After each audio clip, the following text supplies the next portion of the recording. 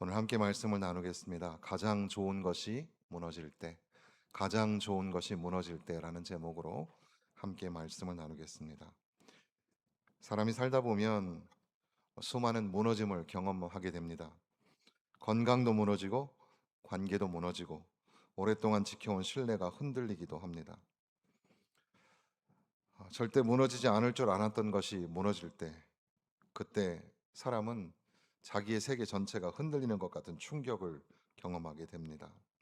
그 사람은 끝까지 흔들리지 않을 줄 알았는데, 그 공동체는 오래 갈 줄 알았는데, 그 사람 믿음은 변하지 않을 줄 알았는데, 근데 무너짐보다 더 아픈 건 원래 아름다웠던 것들이 망가질 때입니다.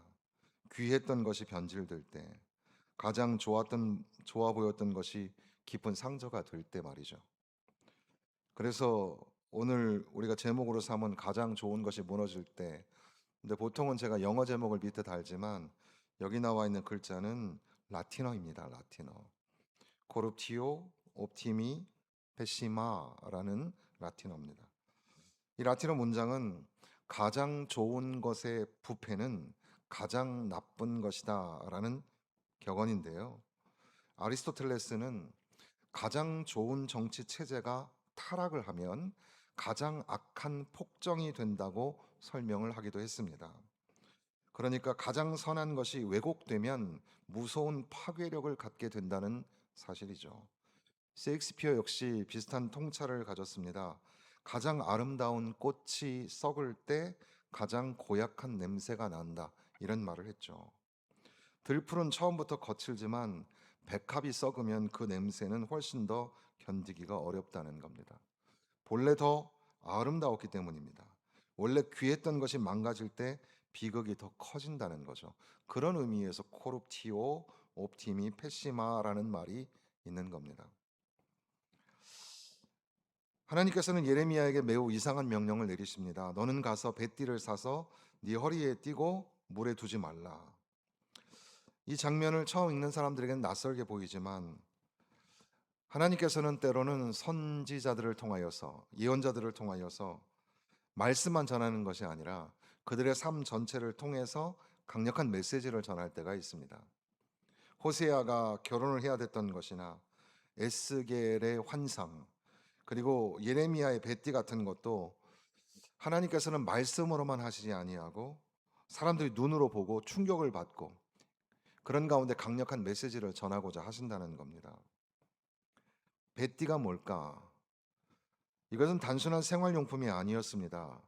여기서 말하는 배가 고운 아마포를 가리킨다고 하는데 구약에서 아마포는 특별한 상징성을 갖습니다. 제사장의 의복과 연결되고 정결함과 거룩함 또는 하나님께 속한 정체성 이런 것들을 상징하는 겁니다. 그러니까 이 띠는 단순한 장식품이 아니라 거룩한 관계를 보여주는 상징이었던 겁니다. 예레미야가 새롭고 깨끗한 뱃띠를 허리에 띠고 나타났을 때 사람들은 이상하게 여겼을 겁니다. 거칠고 검소한 선지자가 갑자기 새 띠를 두르고 나타났기 때문입니다. 그런데 하나님은 그를 통해서 메시지를 전하시는 거죠. 하나님은 우리를 통해서 세상에 메시지를 전하고 하나님은 교회를 통해서도 메시지를 전하십니다. 이 본문의 핵심은 띠 자체에 있는 게 아닙니다. 오히려 그 띠가 어디에 붙어 있는가에 있습니다. 11절에 보면 여호와의 말씀이니라 띠가 사람의 허리에 속함 같이 내가 이스라엘 온 집과 유다 온 집으로 내게 속하게 하여. 그러니까 하나님은 단지 백성들을 통치하기 위해서 선택하신 것이 아니라 하나님은 그 백성들로 하여금 하나님 가까이 두기 위하여 선택하셨다는 겁니다. 하나님께 붙어 있도록 하시기 위하여 부르셨다는 거죠. 하나님의 영광이 되도록 세우신 겁니다.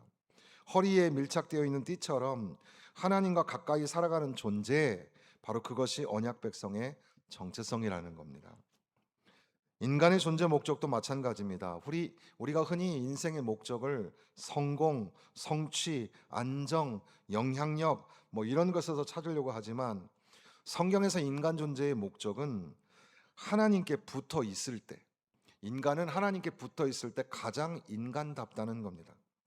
하나님을 영화롭게 하고 하나님 안에서 기뻐할 때 비로소 인간 존재의 목적을 회복하게 된다는 겁니다. 마치 띠가 허리에 붙어 있을 때 가장 제 역할을 하는 것처럼 인간도 하나님께 붙어 있을 때, 이스라엘도 하나님의 백성으로 있을 때, 그때 하나님과의 가까움이 곧 인간 존재이고 이스라엘의 정체성이 된다는 겁니다. 그런데 예레미야 13장은 그렇게 하나님께 가장 가까웠던 존재가 하나님으로부터 멀어질 때 어떤 일이 벌어지는가, 이것을 소개하고 있는 거죠. 죄가 무엇입니까? 우리는 보통 죄를 행동으로 생각을 합니다. 거짓말, 미움, 탐욕, 분노, 음란, 이런 외적 행위들을 떠올리게 되는데, 그러나 예레미야 13장에서 죄의 깊은 본질은 죄라는 게 단순히 무엇을 잘못했는가의 문제가 아니라 누구에게서 멀어져 있는가의 문제라는 겁니다. 띠가 허리에서 떨어질 때 문제가 시작된 것처럼 하나님께 가까이, 가장 가까이 있어야 할 존재가 다른 것들의 마음을 두기 시작하면서 하나님으로부터 점점 멀어질 때 비로소 무너짐이 시작된다는 거죠. 멀어짐이라는 그 거리감이 무너짐이라는 결과로 나타나게 된다는 거죠. 보통 사람들은 어느 날 갑자기 하나님을 떠나는 게 아닙니다. 신앙이라는 게 되게 조용히 식어가죠. 처음에는 기도가 조금씩 줄어듭니다. 말씀을 읽어도 마음이 움직이지 않습니다. 예배는 드리지만 기대는 줄어듭니다.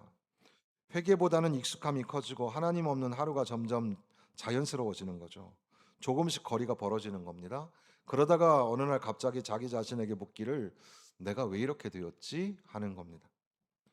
그러나 사실 영혼의 무너짐이라는 것은 어느 날 갑자기 생긴 사건이 아니죠.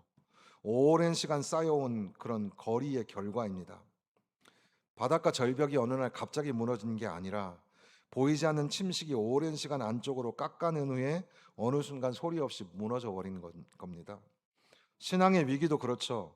눈에 띄지 않는 거리감이 조금씩 쌓이다가 결국 중심이 흔들리는 겁니다.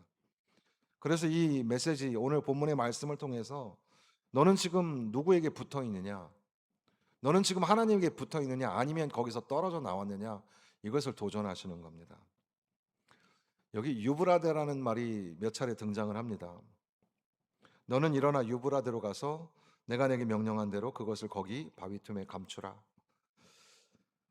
왜 하필 유브라데일까? 왜 굳이 그렇게 먼 곳까지 가서 띠를 묻게 하셨을까? 어떤 학자들은 이 유브라데가 예루살렘 근처에 있는 작은 마을의 이름이었을 거라고 해석을 하는 거죠. 그러니까 예레미야가 걸어서 갈 수 있는, 그러니까 합리적인 논증이라고 할 수 있겠습니다. 그러나 본문이 사용하고 있는 표현과 예레미야서의 전체적인 맥락 속에서 본다면 이것은 여기 유브라데라는 것은 근처 동네 이름이 아니라 우리가 알고 있는 유브라데스 강을 의미하는 것 같습니다. 유브라데라는 것은 곧 바벨론을 향한 방향성을 상징하는 겁니다. 장차 유다가 포로로 끌려가게 될 그곳, 그 심판의 방향성, 하나님이 아닌 다른, 하나님에게 의존하며 살아야 될 인생이 하나님으로부터 떨어져 나가서 멀리 떠나고자 하는 그 방향성, 그게 바로 유브라데라는 거죠. 이스라엘 백성들, 특히 유다의 문제는 단순히 우상 숭배만 한 게 아닙니다. 그들은 하나님보다 정치적 동맹을 더 신뢰했던 겁니다. 하나님보다 강대국을 더 믿었고, 기도보다 계산을 앞세웠고, 말씀보다 외교를 의지한 겁니다. 눈앞의 위기를 해결하기 위해서 밑으로는 애굽을, 위로는 바벨론을 상대하면서 그 사이를 오락가락하며 살아남을 길을 찾으려고 한 겁니다. 그런데 하나님은 말씀하십니다. 너희가 붙들어야 할 것은 애굽도 바벨론도 아니다. 너희가 붙들어야 할 것은 하나님이다. 이렇게 말씀하시는 거죠. 하나님보다 다른 것을 더 의지하기 시작할 때 그 영혼은 유브라데를 향하여 방향을 가지고 걸어가고 있는 겁니다. 우리의 삶으로 가져와 보면 여러분, 우리 각자에게도 유브라데가 있지 않겠습니까? 어떤 사람에게는 돈이 유브라데가 될 수 있겠죠. 안정감 때문에 하나님보다는 통장을 더 신뢰하지 않겠습니까? 어떤 사람에게는 성공이 그렇겠습니다. 하나님보다 인정받는 일이 더 중요한 거죠. 어떤 사람에게는 자녀가 그럴 것이고, 어떤 사람에게는 관계나 상처가, 어떤 사람은 노년의 건강, 잘 먹고 잘 사는 것, 웰빙 뭐 이런 거가 되겠죠. 그런데 이 모든 것들이 처음부터 막 악하게 보이거나 그렇게 나타나는 게 아닙니다. 꽤 아름답게 고상하게 나타나고 선한 얼굴로 하고 다가오는 겁니다. 그래서 처음에 이 정도는 뭐 괜찮겠지. 뭐 바쁜데 어떡하겠어. 지금은 기도 못해도 어쩔 수 없지. 나중에 신앙 회복하면 되지. 그러다가 조금씩 조금씩 하나님으로부터 멀어져 가는 겁니다. 또 한편 신앙의 가장 큰 위기라는 게 세상 속에서 길을 잃는 경우도 있지만 오히려 교회 안에 있으면서 하나님을 잃어버리는 경우가 있다고 합니다. 예배는 남아 있는데 떨림이 없고, 찬양은 있는데 감격은 없고, 사역은 있는데 사랑이 없고, 봉사를 하긴 하는데 그러나 그 영혼을 향한 그 갈망이 없는, 신학은 있는데 눈물이 없는, 그러니까 어떻게 보면 이런 것이야말로 가장 가까웠던 것이 가장 깊이 무너지는 비극의 모습이라고 할 수 있겠습니다. 유브라데에 묻혀 있던 띠를 하나님은 예레미야에게 시간이 흐른 후에 다시 꺼내라고 합니다. 예레미야가 그것을 파내어서 가져왔습니다. 그런데 그 결과 오늘 성경은 매우 짧고 냉정하게 말씀합니다. 띠가 썩어서 쓸 수 없게 되었더라. 이게 꽤 슬픈 문장이죠. 원래는 새 것이었거든요. 깨끗했습니다. 아름다웠습니다. 허리에 가장 가까이 붙어 있던 것이었습니다. 그런데 멀어지자, 관계가 끊어지자, 유브라데 근처로 가서 파묻어 버리니까, 그 존재의 목적을 잃어버리니까 썩어서 쓸 수 없는 그런 존재가 됐다는 겁니다. 유다를 향하여 경고하시는 거죠. 너희 모습이 이와 같다는 겁니다. 이 말씀을 듣는 우리에게도 너의 영혼은 지금 어떠한가? 믿는다고 하면서도 하나님과 그 가까움이 점점 소원해지고 점점 멀어지고 있는 건 아닙니까? 처음 사랑은 남아있지 않고 오래된 습관만 남아있지는 않습니까? 하나님의 말씀을 귀로는 듣는데 마음이 움직이지 않는 겁니다. 하나님 없이도 잘 살아낼 수 있다고 당연하게 생각하고 있는 건 아닙니까? 무너짐의 가장 큰 비극은 무너짐 그 자체보다는 무너졌는데 깨닫지 못하는 거죠. 자기가 지금 무너지고 있는 걸 모르는 겁니다. 그러니까 이 말씀을 통해서 유다를 향하여서 경고하시는 말씀은 오늘 저와 여러분을 향하여 너는 지금 무엇을 붙잡고 살아가고 있느냐? 너 지금 하나님 잘 붙잡고 살아가고 있느냐? 이것을 말씀하시는 겁니다. 사실 예레미야 13장에는 5가지 그림이 있죠. 5가지의 시 또는 노래 또는 그림이라고 표현할 수 있겠습니다. 그러나 이 5가지는 한 가지의 주제를 가지고 있는 겁니다. 하나님 없이 살아갈 수 없다라는 것을 보여주는 그런 내용이죠. 이 첫 번째 그림이 지금 우리가 읽고 있는 썩은 배띠입니다. 가장 가까이 붙어 있어야 할 것이 썩어버린 거죠. 원래는 하나님의 영광을 위한 존재였는데 이제는 아무 쓸데가 없는 존재가 되었다는 겁니다. 하나님에게서 멀어질 때 인간 존재의 목적이 상실되고 하나님께 멀어질 때 이스라엘 백성들은 그 능력을 상실하게 되는 겁니다. 두 번째 그림은 포도주 병인데 모든 병에는 포도주가 채워지는 게 마땅하지만 그러나 하나님께서는 그 상황을 뒤집으셔서 이 땅 모든 주민을 취하게 하리라. 기쁨을 위한 포도주가 이제는 심판의 술잔이 되어서 혼란과 파괴의 상징이 된다는 거죠. 좋은 것도 뒤집으시면 나쁜 것이 될 수 있습니다. 여러분 사랑도 잘못되면 집착이 되고 자유라는 것이 좋은 단어이지만 가만히 내버려 두면 방종이 되죠. 성공이라는 것을 너무 우리가 쫓아가다 보면 성공이 또 하나의 우상이 될 수도 있는 겁니다. 과연 코룹티오 옵티미 페시마 가장 좋은 것이 가장 나쁜 것으로 될 수도 있는 겁니다. 세 번째 그림은 어두운 산길입니다. 너희 발이 어두운 산에 거치기 전에 너희 하나님 여호와께 영광을 돌려라. 사람들은 어둠이 쉽게 오지 않는다고 생각하는 겁니다. 아직은 빛이 조금 남아 있다고 생각하고 심지어는 곧 밝아질 거라고 착각을 하고 있는 겁니다. 그런데 예상과 달리 어둠이 빨리 내려앉습니다. 우리가 산에 올라갈 때 주의해야 될 게 그거죠.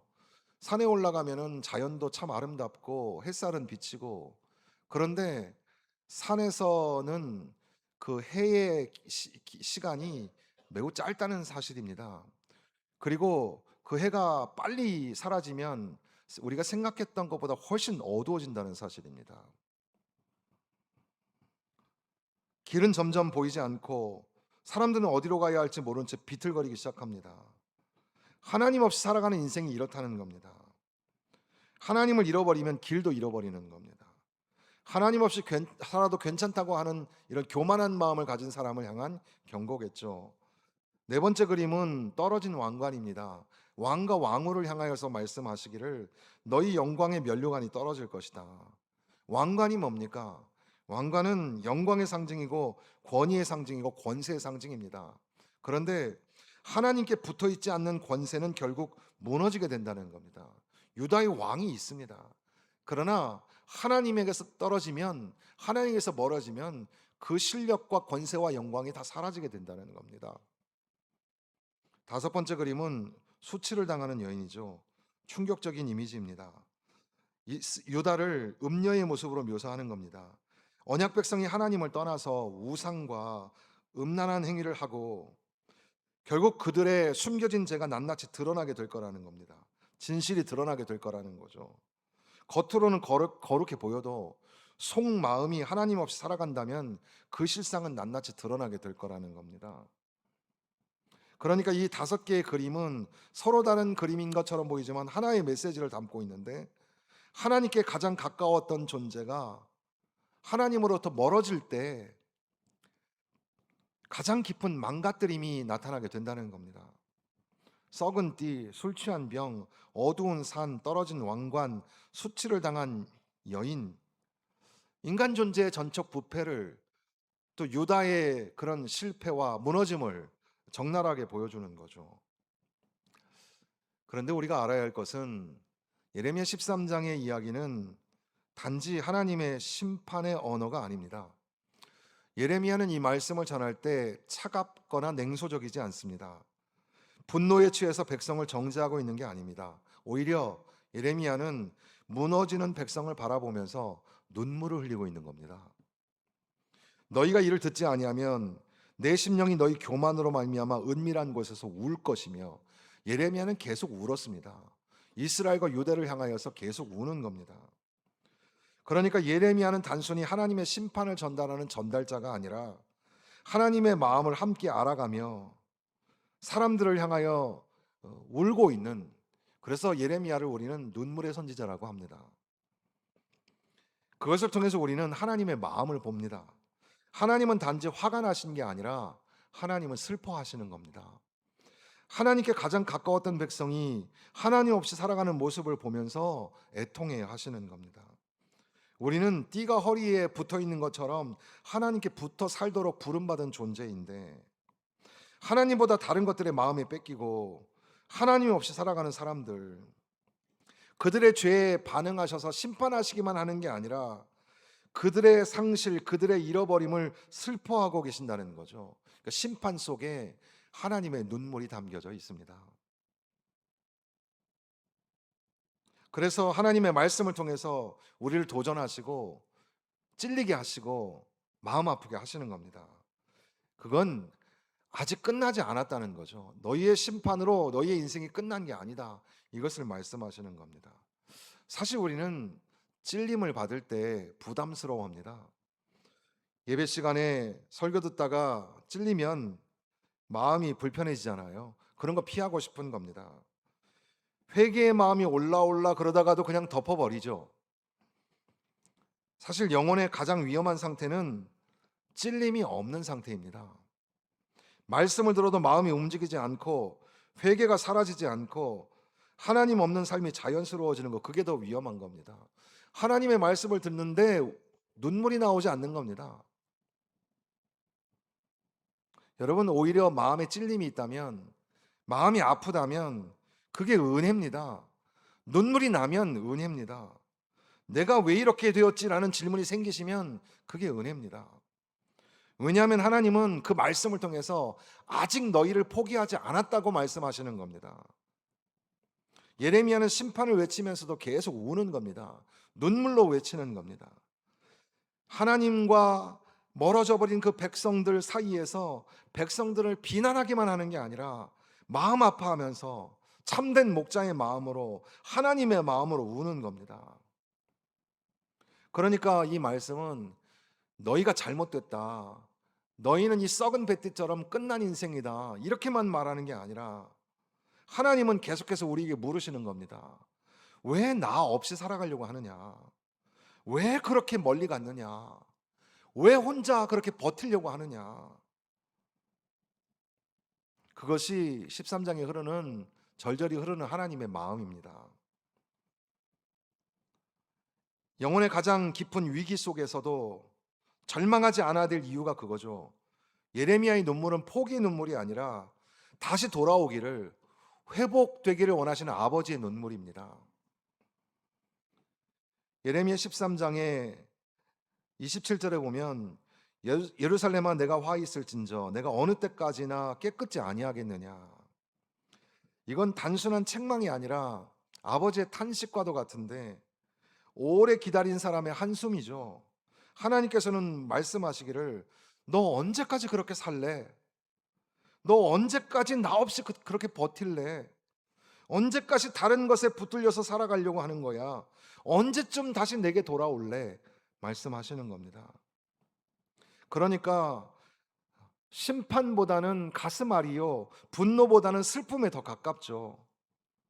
하나님은 죄 자체보다도 멀어진 관계를 아파하고 계신 것 같습니다.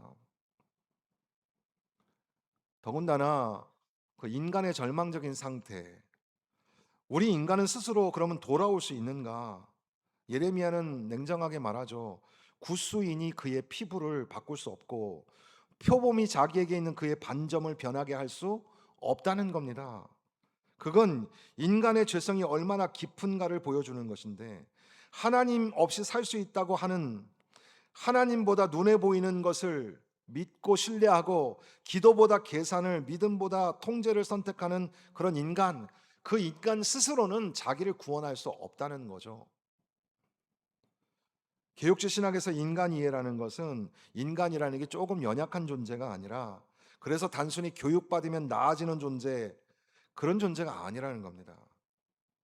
습관을 조금 교정하면 되는 거, 자기 개선을 조금 하면 되는 게 아니라는 겁니다.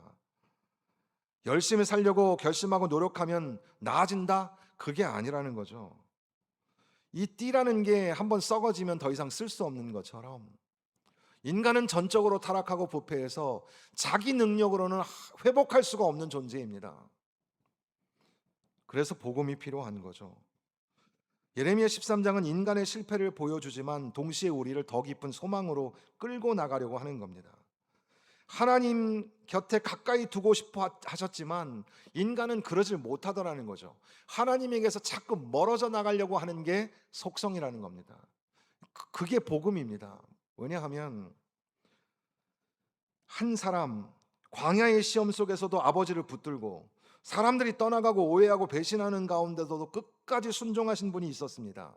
겟세마네 동산에서 십자가를 코앞에 두고도 내 뜻대로 마옵시고 아버지의 뜻대로 하옵소서 하면서 기도하셨던 분, 십자가의 어둠 속에서도 끝내 아버지께 순종하셔서 십자가에서 물과 피를 쏟아 죽으신 분, 바로 저와 여러분의 죄를 사하여 주시기 위해서 그 길을 가셔야만 했던 예수, 바로 그 예수가 소망입니다.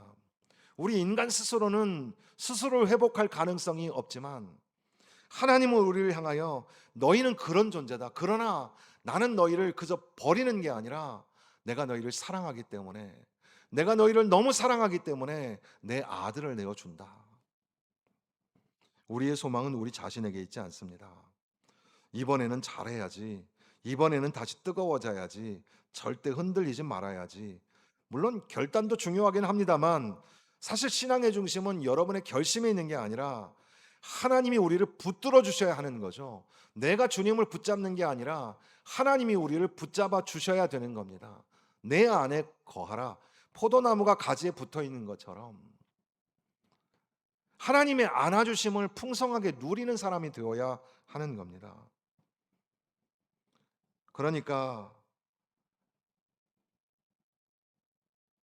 신앙은 대단한 사람이 되어서 완성형의 존재가 되어서 나타나라는 뜻도 아니고 실패하는 사람이 되면 안 된다 이런 말도 아니죠. 실패를 했더라도 비록 네가 미완성의 존재라도 하나님께 가까이 가는 사람이 되고 하나님께 붙들린 사람이 되라는 겁니다. 주님, 제 마음이 멀어졌습니다. 다시 가까이 가게 하여 주옵소서. 하나님 말고 다른 걸 붙들며 살려고 했습니다. 주님께 붙어 살게 하여 주옵소서. 하나님 나를 꽉 붙들어 주옵시고 나를 꽉 안아 주옵소서. 하나님은 그러한 기도를 외면하지 않으실 겁니다. 하나님은 여전히 허리에 띠를 두른 것처럼 자기 백성을 자기에게 가까이 두기를 원하시기 때문이죠. 우리 인간의 무너짐, 그러나 하나님의 목적은 파괴가 아니라 은혜의 회복입니다. 무너지는 장면들이 여기 쭉 기록이 되어 있지만, 그래서 인간 존재의 몰락으로 슬퍼하지만, 그러나 가장 깊이 무너진 그 자리에서 다시 시작하시는 하나님, 하나님은 여전히 거기에서 일하시는 하나님이시죠. 그래서 우리는 그 격언처럼 되어 있는 이 코룹티오 옵티미 페시마라는 가장 좋은 것의 부패는 가장 나쁜 것이 된다는 격언, 이것이 딱 예레미야 13장에 들어맞는 것처럼 보이는데, 그러나 사실은 그게 복음이 아니라, 복음으로 인하여 우리는 새로운 문장을 하나 만들어내는데, 리뎀티오 페시미 옵티마, 가장 깊이 무너진 것의 구속은 가장 아름답다로 만들 수가 있겠습니다. 무슨 말이냐 하면, 가장 깊이 망가진 그 자리에 하나님의 가장 놀라운 은혜의 자리가 있다는 사실입니다. 우리가 철저히 무너져서 유브라데에 묻혀서 썩어져 버린 그런 인생, 하나님의 백성으로서의 자존심과 정체성이 무너져 버리고 오히려 수치의 상징이 되어버린 실패한 하나님의 백성일지라도 하나님은 거기서 우리를 다시 살리기를 원하신다는 겁니다. 다시 회복하게 하신다는 겁니다.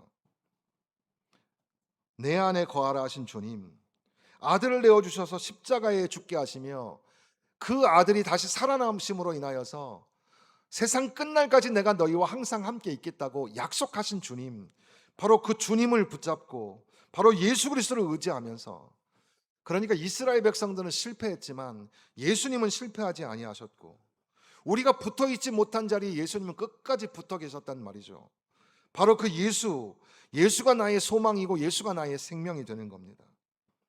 결국 소망은 우리 안에 있는 것이 아니라 하나님의 신실하심이며 하나님의 성실하심이죠. 우리의 결심이나 결단 정도가 아니라 하나님의 은혜로 우리를 끌어당기시는 겁니다. 다시 돌아오라, 다시 붙으라, 이렇게 말씀하시는 거죠. 탕자를 생각해 보십시오. 탕자가 나갈 때는 뭐 승승장구했지만 돌아올 때 모습이 얼마나 초라했습니까? 아버지는 돌아오는 아들을 향하여 그래 돈 얼마나 벌었냐, 또 인생 좀 배움이 있었느냐, 이런 걸 묻지 않았습니다. 그저 와라 끌어안아 주셨습니다. 베드로를 생각해 보십시오. 예수님 곁에 가장 가까이 있었던 제자입니다. 그런데 예수님을 배반하는 일을 해버린 실패자였습니다. 예수님이 그 제자를 다시 찾아오셨고 숯불을 피워서 조용히 물으셨습니다. 야, 너 그때 왜 배반했니? 내가 그렇게 하지 말라고 하지 않았니? 이런 걸 예수님은 물어보지 않으셨습니다. 예수님은 그 제자에게 네가 나를 사랑하느냐 물어보십니다. 그러니까 하나님께서는 저와 여러분을 향하여, 무너져버린 그 자리에 있는 저와 여러분을 향하여 심판을 경고하시는 것을 끝나지 아니하고 돌아와야 돼, 빨리 돌아와야 돼, 이렇게 말씀하시는 겁니다. 여러분, 늦지 않았습니다. 지금 하나님이 말씀하고 계십니다. 그 말씀에 찔림이 있고 그 말씀에 울어야 합니다. 하나님은 우리를 정죄하시려고 하는 게 아니라 하나님은 저와 여러분을 살리시기 원해서, 여러분을 회복시키시기 원해서 이렇게 도전하시는 겁니다. 설명보다는 보여주시는 하나님, 이 새 띠가 허리에 붙어 있어야 했는데 그 띠가 떨어져 나가 유브라데를 향하여 가더니 땅속에 파묻혀 있었는데도 불구하고 그것이 썩어서 쓸 수 없게 된 것처럼 유다야, 이것이 너의 모습이다라고 말씀하시고 저와 여러분을 향해서 지금 너희의 영혼이 이런 상태가 아니냐 물으시는 겁니다. 그러나 그래서 너희는 다 썩어버린 뱃띠처럼 끝장난 인생이라는 것이 아니라 그럼에도 불구하고 나는 너희를 기다리고 있으며 나는 너희를 안아줄 것이고 나는 세상 끝날까지 너희와 항상 함께 있을 것이다 말씀하여 주시는 겁니다. 무너짐의 자리, 그러나 거기가 은혜의 시작입니다.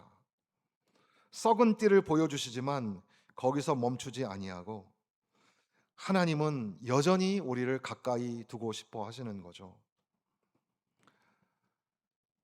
지난 평양제일로의 교사 강습회 때 3일교회에서 송태근 목사님께서 교사들에게 교사의 사명을 일깨우시는 말씀을 하셨는데 그런 중에 목사님의 그 개인적인 소회의 말씀을 짧게 하신 적이 있죠.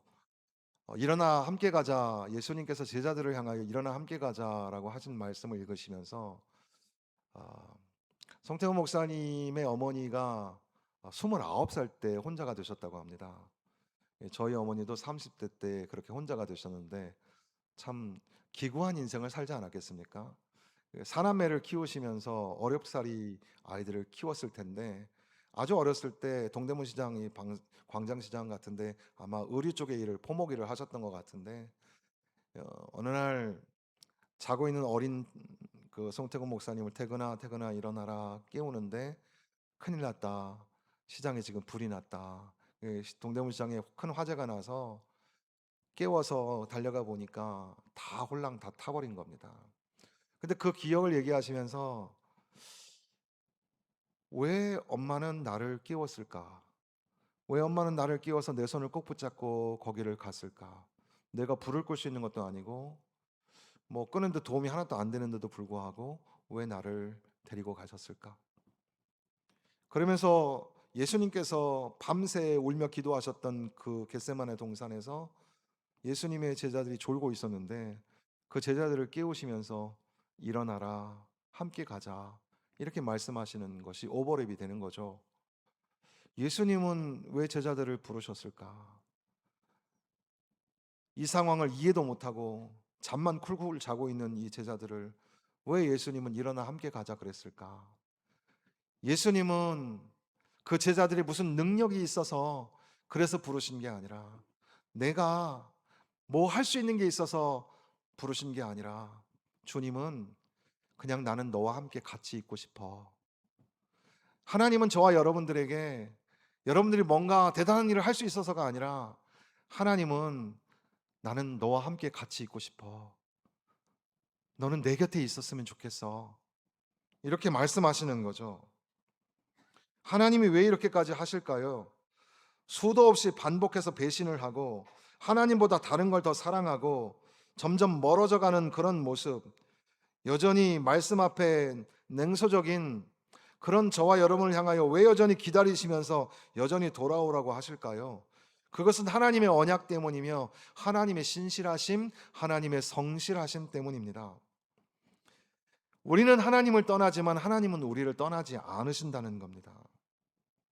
띠가 허리에 붙음 같이 이 표현 안에는 하나님의 깊은 애정이 담겨져 있는 겁니다. 하나님은 그냥 순종하는 사람을 원하는 것이라기보다는 하나님 곁에 가까이 있는 사람을 원하시는 거죠. 오늘도 여전히 그렇습니다. 뭐 성과를 내고 결과를 내는 사람이 아니라 그냥 아무것도 안 해도 좋으니까 하나님 곁에 있으라는 겁니다.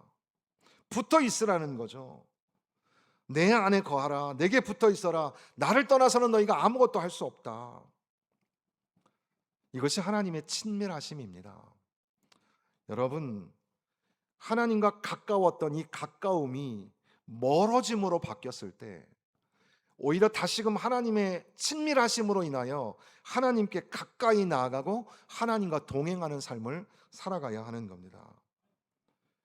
다윗이 왜 그렇게 강한 사람이 될 수 있었습니까? 완벽한 사람은 아니었습니다.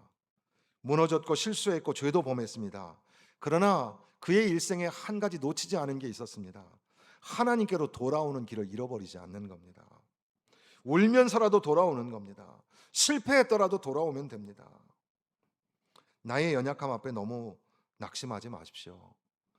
하나님은 무너진 사람을 다시 세우시는데 익숙하신 하나님이십니다. 멀어진 사람을 다시 가까이 품으시고 안아주시는 분이십니다. 가장 좋은 것이 왜 무너질까? 이 질문으로 시작했는데 이제 말씀을 마치면서 무너진 그 자리에서 하나님은 무엇을 하시는가를 보아야 합니다. 하나님의 상한 마음, 그리고 절절한 사랑 이야기. 사실 우리는 멀어짐과 붙어있음 사이에 오락가락하고 있지 않습니까? 지금 너는 누구와 붙어 있느냐? 하나님과 붙어 있느냐? 아니면 세상과 붙어 있느냐? 너는 지금 뭘 더 의지하고 살아가고 있느냐?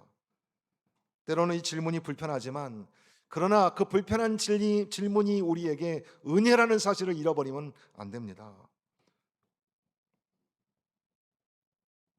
썩은 띠를 보고도 말씀을 멈추지 않으신 하나님, 이것이 은혜입니다.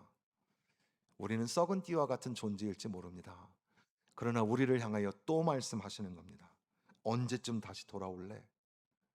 지금 빨리 돌아와야 돼. 하나님은 그 가장 깊은 무너진 자리에서도 다시 시작하시는 은혜의 하나님인 것을 믿으시기를 바랍니다. 낙심이 찾아옵니다. 희망도 사라집니다. 괴로움과 두려움이 엄습하고 어려워 눈물 짓습니다.